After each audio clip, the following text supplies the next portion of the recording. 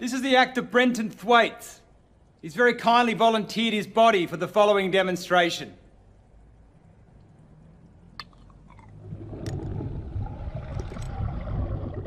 After sugar enters the body, it splits into two parts, fructose and glucose, both of which make their way to the liver.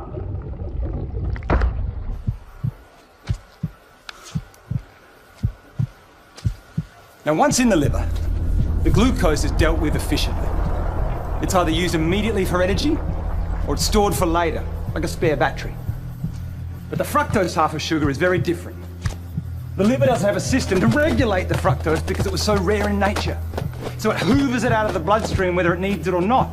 And if all our spare batteries are full, then it rapidly turns it into fat.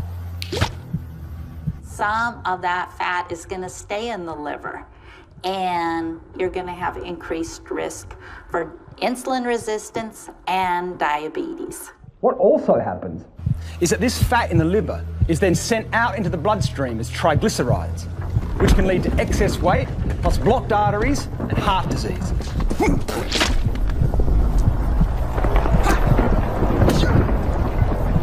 Now, when we're eating lots of sugar and other carbohydrates like bread and pasta, we're producing lots of glucose. A hormone called insulin is released, which is like a key that helps to open our cells' doors so they can absorb all the glucose, remove it from the bloodstream, and burn it for energy. The more glucose in the blood, the more insulin is released. But the key point for us is that while this insulin is in the blood dealing with all the glucose, it tells our fat cells to hold on to the fat. It actually turns off our fat-burning processes. So when we're eating lots of sugar, we're putting fat into our bodies via the fatty liver.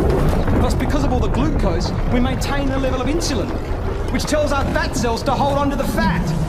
We can't burn off fat when insulin is around dealing with all the sugar. This is what may be happening to a huge number of the population.